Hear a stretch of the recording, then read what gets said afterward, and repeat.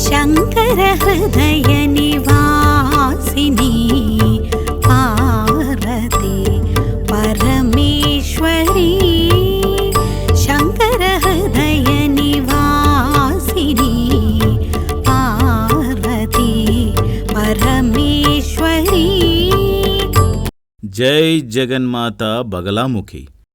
ओं क्रीं बगलामुखी वरदे सर्व सौभाग्यप्रदायिनि समस्त भक्तानां सर्वाभीष्टं साधय साधय क्रीं ఓం స్వాహ। నేను ఇప్పుడు శ్రీ సూర్యమంగళ అద్వైత వేద విద్యాపీఠంలో ఉన్నటువంటి బగలాముఖిదేవి క్షేత్రం నుండి నేను మీతో మాట్లాడుతూ ఉన్నాను। 2025 ఏప్రిల్ నెల 24వ తేదీ 2025 ఏప్రిల్ నెల 24వ తేదీ శని సంచారం జరిగింది। అంటే కుంభంలో నుండి మీనంలోకి శని చేరుకున్నాడంటే కుంభం రాశి నుండి మీనం రాశిలోకి శని చేరుకున్నాడు। శని స్థానం మారాడు, రాశి మార్పు జరిగింది। ప్రపంచానికి అంతటికీ ఆ రోజు శని రాశి మార్పు జరిగింది।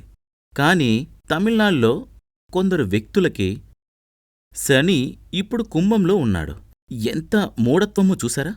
ప్రపంచంలో నవగ్రహాలలో ఒక శని కథ ఉంది। అది ప్రపంచం అంతటికీ రాశి మార్పు సంభవించింది, మీనంలోకి వచ్చేశాడు। కాని ఒక విభాగం జనాలకి, కొన్ని ప్రపంచాలకి శని ఇప్పటికీ కుంభంలోనే ఉన్నాడు।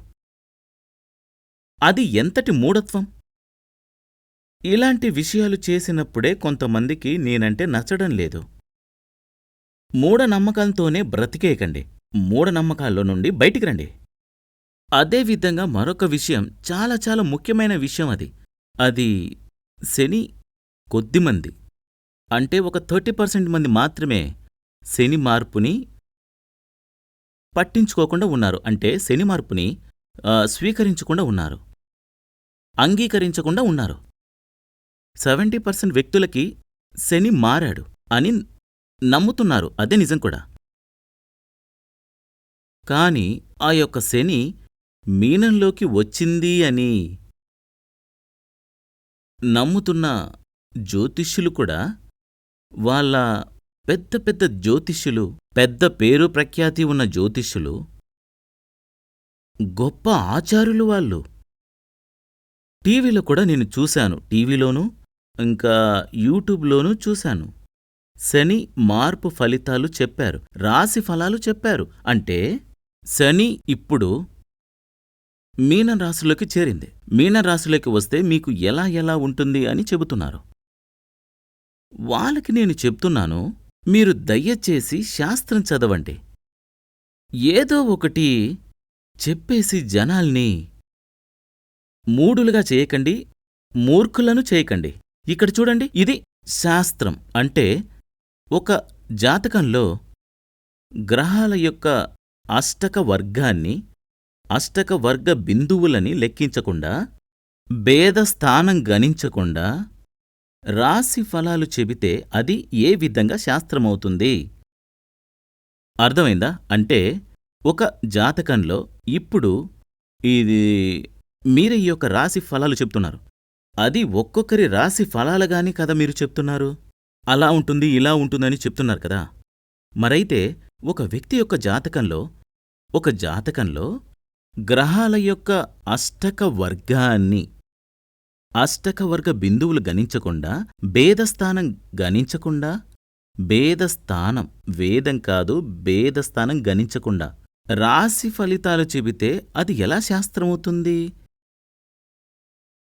అన్ని గ్రహాలకు గోచారస్థానం, భేదస్థానం అని 2 స్థానాలుంటాయి, అది ముందుగా తెలుసుకోవాలి।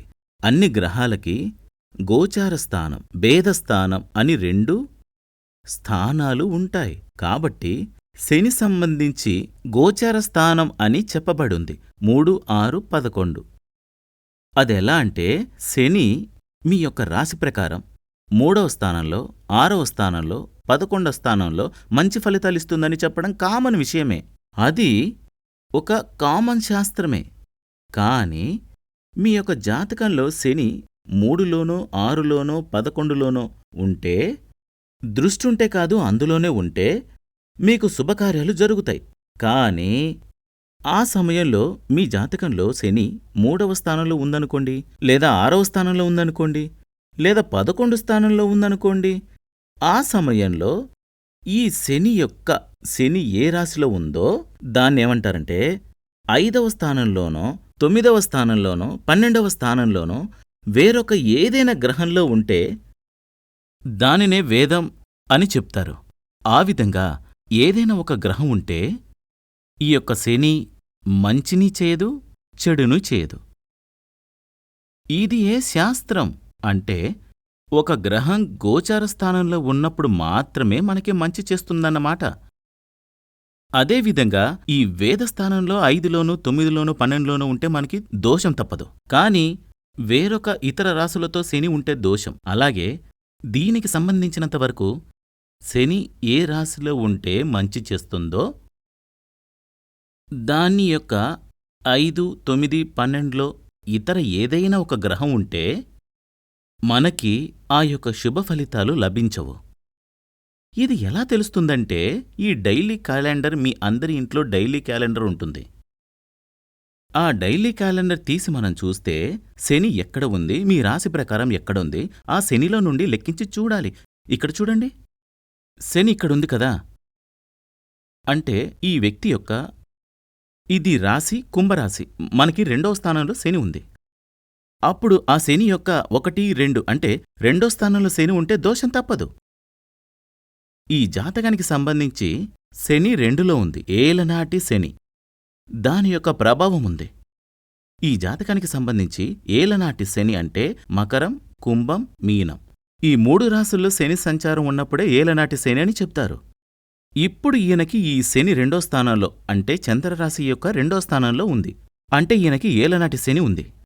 చాలా ప్రాబ్లమ్స్ రావాలి అని చెప్పాల్సిందే. ఏలనాటి శని వదిలి వెళ్ళేటప్పుడు చాలా కష్టనష్టాలు కలుగుతాయి, ధన నష్టం జరుగుతుంది. శుక్రుడు ఇంట్లో ఉండడం వల్ల ఈయనకి వాహన చోరీలు జరగాలి, లీగల్ ప్రాబ్లమ్స్, ఇలా చాలా సమస్యలు ఉంటాయి. అంటే క్లుప్తంగా 2వ స్థానంలోని శని సర్వత్ర దోషాకారి అవుతుంది, దోషం ఇచ్చేదిగానే ఉంటుంది. కానీ ఈ శని యొక్క చూడండి 5, 9, 12 శని ఇక్కడుంది, 1, 2, 3, 4 5వ స్థానంలో చూడండి కుజుడు ఉన్నాడు. అప్పుడు ఈ శని అస్సలు బాధించదు. అదేవిధంగా ఆ యొక్క శని 1, 2, 3, 4, 5వ స్థానంలో కుజుడు ఉన్నాడు. 6, 7, 8, 9, 10, 11, 12వ స్థానంలో చంద్రుడున్నాడు. అంటే శని యొక్క 5లోనో 9లోనో 12లోనో ఏదైనా ఒక గ్రహం ఉంటే ఆ యొక్క శని మంచిది చేయదు, చెడు చేయదు. కాబట్టి ఇది ఒక ముఖ్యమైన విషయమేమిటంటే గోచారం వేదం. ఈ గోచారం వేదాన్ని గణించకుండా మీకు మంచి జరుగుతుంది, అది జరుగుతుంది, ఇది జరుగుతుంది, ఈ దోషం వస్తుందని చెప్తే ఎలా కరెక్ట్ అవుతుంది? అది శాస్త్రం కాదు. ఇంకా ఇంతకంటే ముఖ్యమైన విషయం ఉంది. అదేమిటంటే అష్టకవర్గ బిందువుల్ని గణించకుండా చూడండి చెప్తాను. ఇదేమిటంటే అది శని యొక్క అష్టకవర్గాన్ని చూపిస్తుంది. ఇది ఒక జాతకం. ఈ జాతకం ప్రకారం అష్ట నక్షత్రంలో పుట్టిన ఒక వ్యక్తి జాతకం ఇది. అష్టా నక్షత్రం కన్యారాశి. ఈ జాతకం అష్టా నక్షత్రం కన్యారాశి. ఆ అష్టా నక్షత్రం కన్యారాశి యొక్క శని అష్టక మార్గమే ఇది.